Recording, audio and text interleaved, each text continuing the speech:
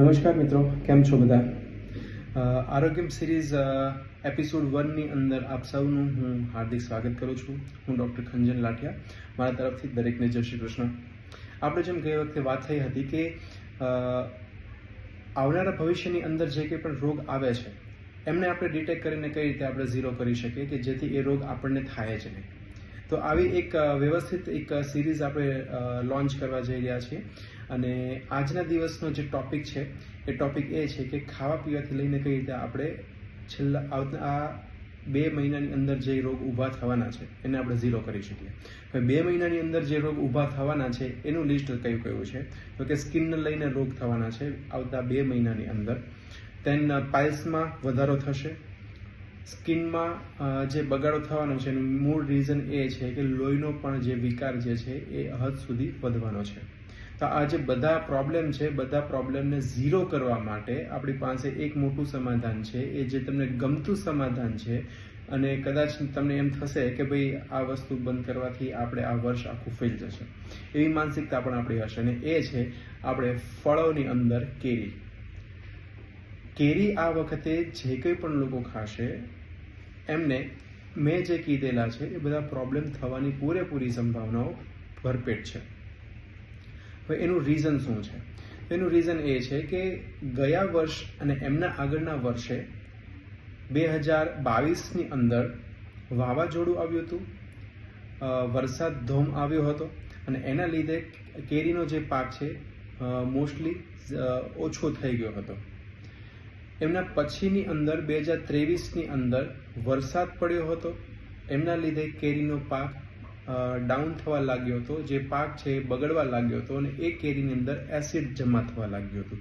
મેં ગયા વખતે પણ કીધું હતું કે જે લોકો આ કેરી ખાશે એ લોકોને આંખને લઈને પ્રોબ્લેમ શરૂ થવા મળશે. અને ગયા વખતે તમને જોયું હશે કે આંખનું ઇન્ફેક્શન મોસ્ટલી બધાને આવી ગયું હતું. એ ઇન્ફેક્શન બીજું કંઈ નહીં પણ કેરીનું હતું. પિત્તનું વધારે પ્રમાણે આક્રમણ થયું હતું આપણા બોડીની અંદર, એમને લઈને હતું. હવે આ વર્ષે કેરીની વાત કરીએ, કહેવાય છે કે કેરી ફળોમાં રાજા કહેવાય છે, પરંતુ એટલી વસ્તુ યાદ રાખજો કે રાજા જો બીમાર હોય તો પ્રજા દુઃખી થવાની છે. તો એનો મતલબ સીધો એ છે કે આ વખતે પણ કેરી ખૂબ નહિવત પ્રમાણમાં પાક છે.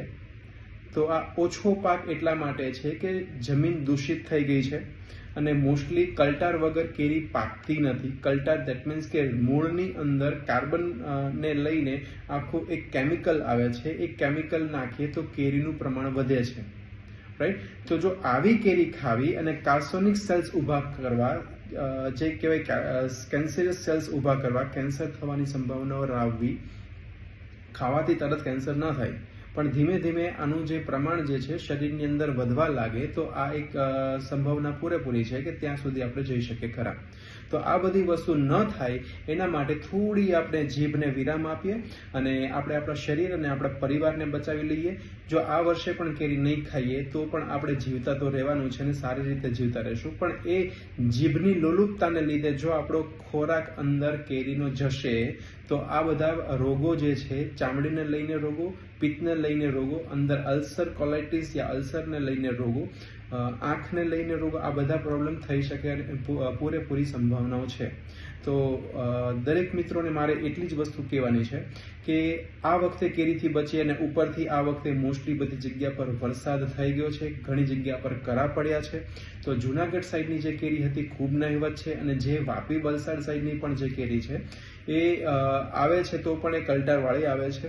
એટલે કેરીના જે વેપારીઓ છે એનો મારો કોઈ વિરોધ નથી, પણ મારો એક સીધો અને સાદું ગણિત એ છે કે જ્યાં સુધી અમે અથર્વવેદ વાંચીએ છીએ ને એ વેદની અંદરથી જે જાણકારીઓ મળે છે એ વેદની અંદરથી જાણકારીઓ મળતા અમે જે પ્રકૃતિને લઈને જે ચેન્જીસ અત્યારે થવા જઈ રહ્યો છે અને એ ચેન્જીસના એ ભરડાની અંદર આપણે ન આવી જઈએ, આપણે અને આપણું પરિવાર સુખેથી રહે એના માટે થઈને આજે આ એક ફર્સ્ટ એપિસોડ આપણે તમારી સામે લોન્ચ કર્યો છે. દરેક લોકો આ વખતે જે કેરી છે એ નહીં ખાઈએ એવો પ્રણ લઈએ અને આપણે આપણા પરિવારની અંદર ખૂબ એવું આનંદનો માહોલ રાખીએ કે જેથી કરીને બીમાર આપણે ન પડી શકીએ. તો મિત્રો આટલું જ કહેવાનું છે. ઘણી વખત એવું થાય કે સમજદારને ટકોરો કાફી હોય છે, પણ જેને ટકોરા મારતા મારતા પણ જેને ખાવું જ છે અને બીમાર પડવું છે એનું કોઈ પણ પ્રકારનું સોલ્યુશન નથી. તો મિત્રો, સ્વસ્થ રહો અને ખુશ રહો. ધન્યવાદ.